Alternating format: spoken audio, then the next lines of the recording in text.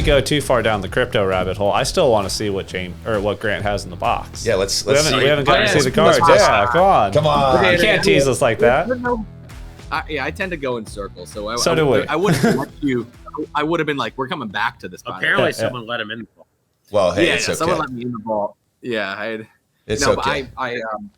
So I collect all sports really, and like I collect non-sport like oddball stuff. I got like Kobayashi and like Joey Chestnut autographs and stuff. Interesting. Cards, like they have hilarious. A card. Anyways, so you got like a pubic hair or something too, right? What? It's a chest hair. No, I'm just kidding. No, George Washington sample hair. Get out. I do have a George Washington hair, and it's not with me. It's in the vault. I carry it in this pocket right here. Did it come? I hope it came with the CLA. It's like, all right, the freaking bro, I got George Washington's hair. I get in arguments. I'm like, I got George Washington's hair. You don't got anything. Like, the anticipation's killing me, man. Yeah. Just let's see it. To break it out. Okay. Let's see. So we got a couple oldies here. So I'll get some vintage. This is a childhood chase card. It's a Babe Ruth 1933 Gowdy. And that is a Beckett graded? No, so this is SGC. SGC is like sort of like so the main players are like PSA, which is the what everyone wants. There's Beckett, which is aka BGS, and then SGC is probably is an alternate, but it's still like the third pretty reputable. Yeah, it is, but with vintage card, it's still pretty good. Yeah. So this is a 4.5 graded Babe Ruth I got last year. Like I've always kind of wanted that. Cool. That's awesome. And then also got a Jackie Robinson. Same grading. Here's the thing. This is his history. And so this is like from 1948 Leaf, Jackie Robinson. Like literally it's his his rookie card from, and this is for me, like this is historic. Yeah. So, well, on a 4.5, most people would think sucks, but for a card that's 70 years old, the fact that it's not torn and ripped, like that's incredible. Oh yeah, like that's that cool. That was like 30 something grand or something. Holy smokes. I mean, these are expensive cards, yeah. And these are the cards you would never sell these either, just because they're they're like you said, the childhood cards. So in the card world, it's called PC, like personal collection. Yep. Like this is in my PC. Like I'm not getting rid of these. Yeah, that's a Hank Aaron rookie. Wow. Many of you have seen this one before. It's a Ken Griffey Jr. 1989 Upper Deck PSA 10 PSA rated. 10, love it. Oh wow. Yeah. So how many doll hairs were the cards did we just look at? Wait, how much? Well, let me show you this one too. So combined. Is that a trout? Yeah, probably 6. And that's what a sapphire chrome collection? No, this is a chrome refractor. This is a Mike Trout Bowman Chrome first autograph. Love it. Wow. BGS 9.5. That's about a 60 grand Yeah. card, 55 grand. So this is probably about 100K right there. Wow. That's incredible. Five cards. That's baseball. We can move a little bit to football. We got our boy Brady. So that's a Brady rookie from 2000. It's still a bitch. Keep a few years before COVID. Then I'm curious. What the Tom Brady rookie season card? Like when he officially retired, did the value go up, or does it not really change? He had already that jumped much? up so much when he came back and won the Super Bowl. Right. It's maybe like 1 or 2% better, but so it didn't make that much of a difference. Yeah, this is a Justin Herbert National Treasures RPA. That's like a $50,000 card. Good Lord. Right there.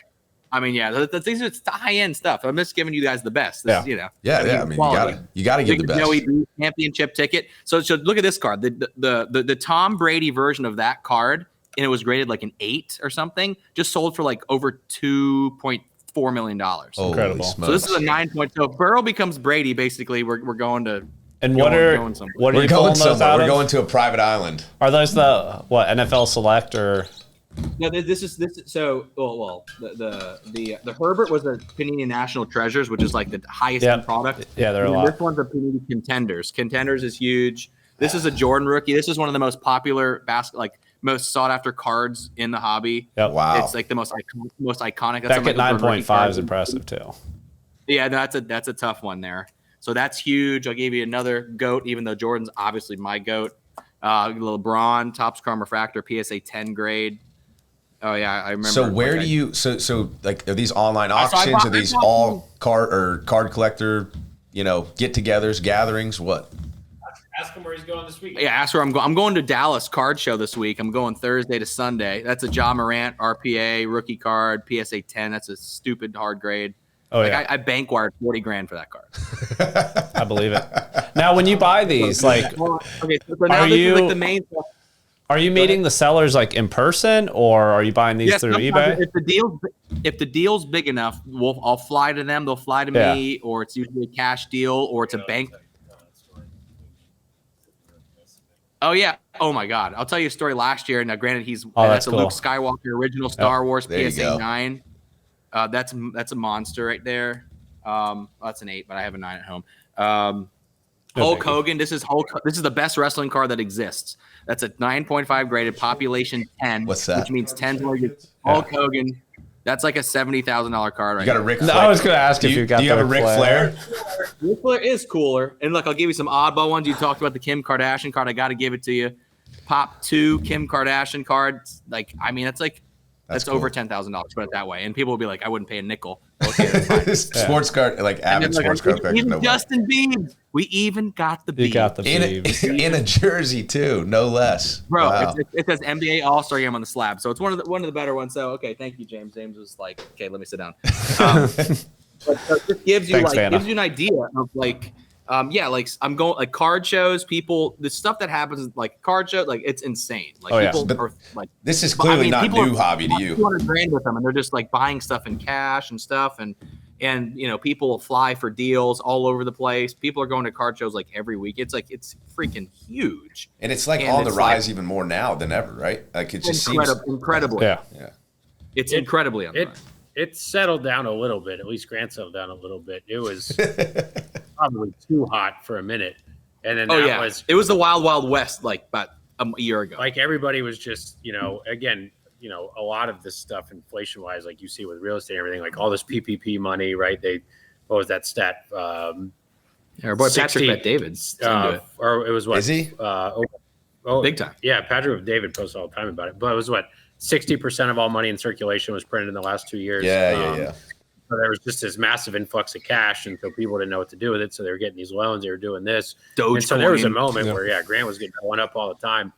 And he comes into my office one day, like super nervous, and was like, dude, I got this guy. He's like flying down here to like buy this. What was it? The Zion. Pelicans. Yeah, Zion. Zion card. And he was like, I mean, I don't want to get robbed. I don't know what's going to happen, this and that. And so I present for the deal. And even at this point in time, I still didn't believe like what the card industry was becoming. And I was like, dude, Grant, this is out of control. Like, this can't be real. And this dude got on a plane, flew to Orlando, got a rental car, drove to Vero, was maybe here for an hour.